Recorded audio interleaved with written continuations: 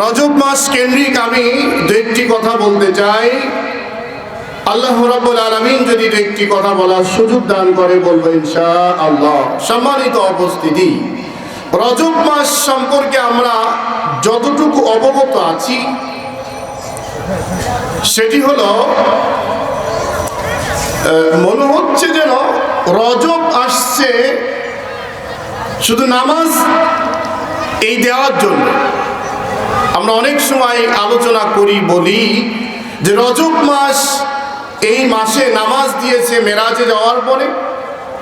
মেরাজ থেকে নবী যখন আসলেন, নামাজ নিয়ে আসলেন নামাজের জন্য, তাও 50 ওয়াক্ত নামাজ কমাতে কমাতে 5 ওয়াক্তের মধ্যে আসছে জন্য আমরা বেঁচে গেলাম।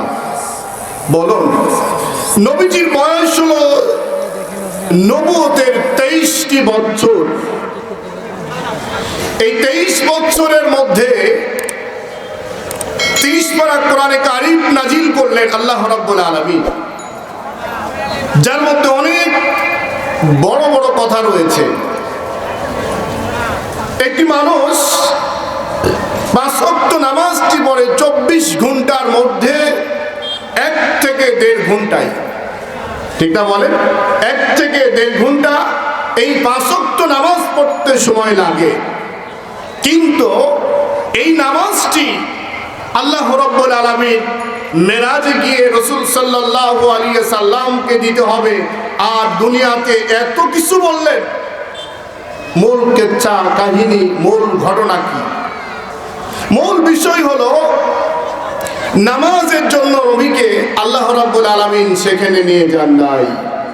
কেন নিয়েছেন? নিয়েছেন হলো এই জন্য, বিশ্ব নবী জনাবে মুহাম্মদুর রাসূলুল্লাহ সাল্লাল্লাহু আলাইহি ওয়াসাল্লাম তার বাস্তব জীবনটি আমি আপনাদের সংক্ষিপ্ত দু একটি কথার মধ্যে বোঝাতে চাই। সেটি হলো, নবীজি দাওয়াত দিচ্ছেন কালেমা। চতুর্দিকে যারা আছে সব ইহুদি নাসারা অবস্থান করছে মক্কায়, আর নেতৃত্ব স্থানে বসে আছে আবু জেহেল। বিষয়টা বোঝেন, আবু জেহেল বসে আছে, কোরআনের বিরোধী শক্তি বসে আছে, কোরআনের বিরুদ্ধে অবস্থান নিয়েছে। এমনকি আমাদের কাবা ঘরের মধ্যে 365 মূর্তি পূজা রেখে নবীজিকে নীরবে সহ্য করে এই কষ্টকে বরণ করে ইসলামের দাওয়াত দেওয়া কার্যক্রমে সময় কাটাতে হচ্ছিল। কথা বলেন ঠিক কিনা? এই অবস্থার মধ্যে আল্লাহ রাব্বুল আলামিন নবীজিকে হিজরত করাবেন, একটি ইসলামী রাষ্ট্র উপহার দিবেন। সেই রাষ্ট্র পরিচালনা হবে কিসের জন্য, কি দিয়ে, কি অবস্থাতে, এই জানানোর জন্য আল্লাহ রাব্বুল আলামিন একটি হলো সংবিধান দিতে চেয়েছিলেন। সুবহানাল্লাহ বলেন। কি দিতে চেয়েছেন বলেন? সংবিধান। একটি রাষ্ট্র চলবে কিভাবে, ইসলামী রাষ্ট্র হলে ওই রাষ্ট্রের মানুষ চলবে কিভাবে, এই সংবিধান দেওয়ার জন্য রাসূল সাল্লাল্লাহু আলাইহি সাল্লামকে মেরাজে নিয়েছিলেন। আমি কি বোঝাতে পারলাম? নামাজের জন্য নয়, মেরাজে নিয়েছেন হলো একটি মূল সংবিধান দেওয়ার জন্য। এই সংবিধানটি আল্লাহ রাব্বুল আলামিন দুনিয়ায় দিতে পারতেন, কিন্তু দুনিয়ায় দিলে ঝামেলা হতো। কেমন ঝামেলা? দেখুন, বিগত 18টি বছর, 71-এর পর থেকে শুরু করে 2024 সাল পর্যন্ত বাংলার জমিনে ইসলামের জন্য, মুসলমানদের জন্য, ইমানদারদের জন্য যে অশান্তি ভোগ করতে হয়েছে, এই যে কিয়ামত পর্যন্ত দিলেও শোধ করার মতো হবে না। কথা বলেন ঠিক কিনা? এই মানুষগুলা নীরবে স্তব্ধভাবে সহ্য করে জীবন যাপন করেছিল, কিন্তু করার মতো কিছুই ছিল না। ঠিক কিনা? কথা বলে। রাসূল সাল্লাল্লাহু আলাইহি সাল্লামকে নিকট থেকে নিকটে, একদম নিকটে নিয়ে জান্নাত জাহান্নাম সব কিছু দেখিয়ে রাসূল সাল্লাল্লাহু আলাইহি সাল্লামকে আল্লাহ রাব্বুল আলামিন বললেন, এই 14টা মূল নীতি দিয়ে আমি তোমাকে দিয়ে দিলাম। সুবহানাল্লাহ। কয়টা বলেন? 14 সবাই বলেন কয়টা?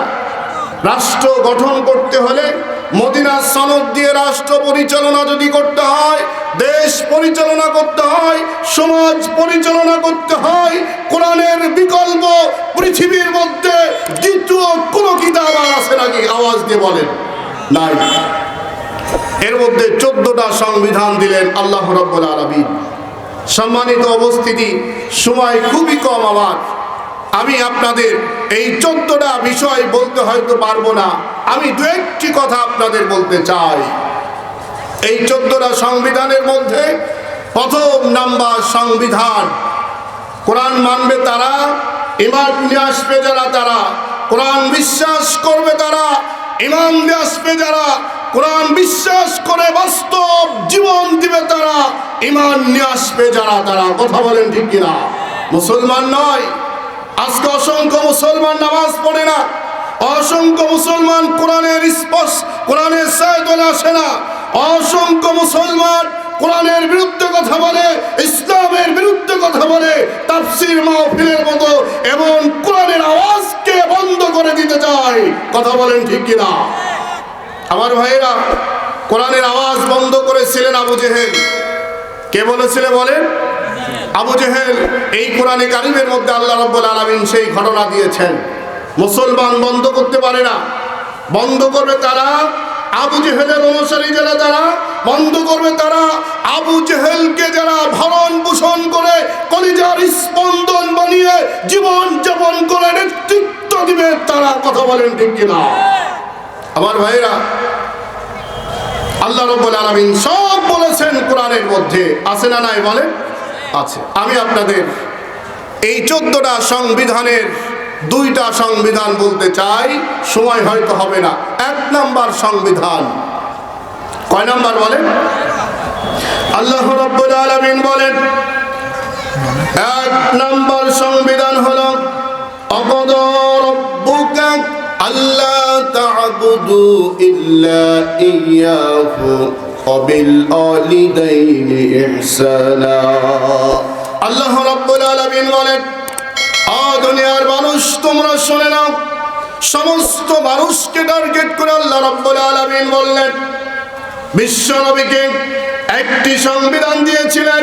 ওই সংবিধানের মূল বাক্য, মূল মন্ত্র, মূল বিষয়, এই দুনিয়ার মধ্যে চলার সময় একমাত্র শুধুমাত্র আল্লাহর গোলামি তোমরা করতে রাজি হয়ে যাও।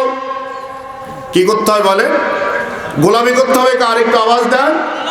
পিছনের ভাইরা বলে, শোনেন, যারা বসছেন মুরব্বী, ঠিক আছে, কয়দিন বয়স আপনাদের?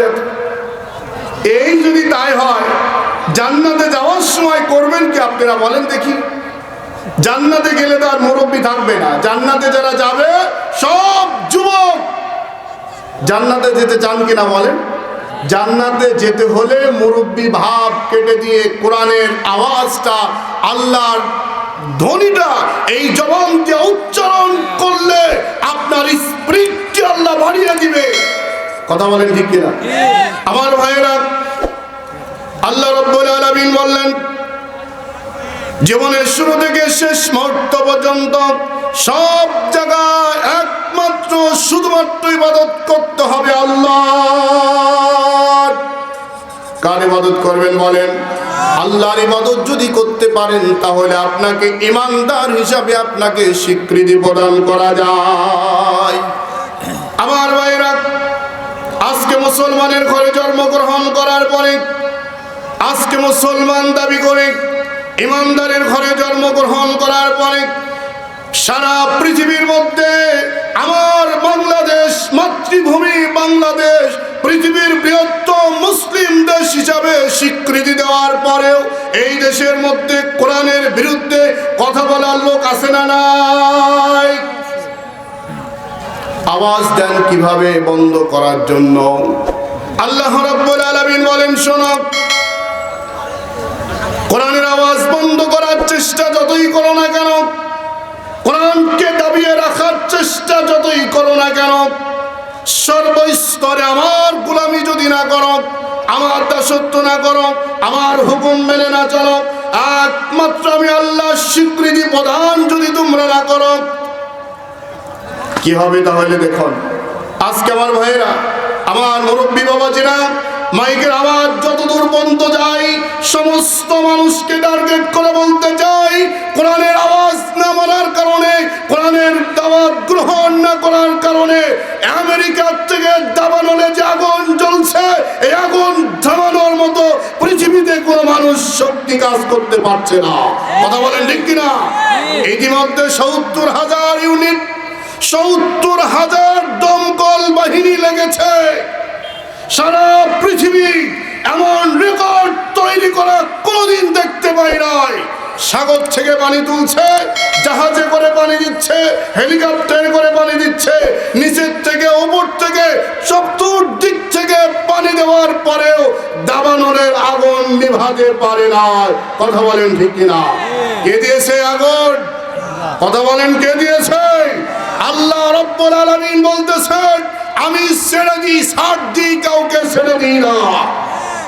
সারা পৃথিবীতে মুসলমানদের আঙ্গুল দেয়, সারা পৃথিবীতে মুসলমানদের গ্রেফতার করতে চাই, হুঙ্কার দিতে চাই, আমেরিকা মুরাল হয়ে থাকতে চাই।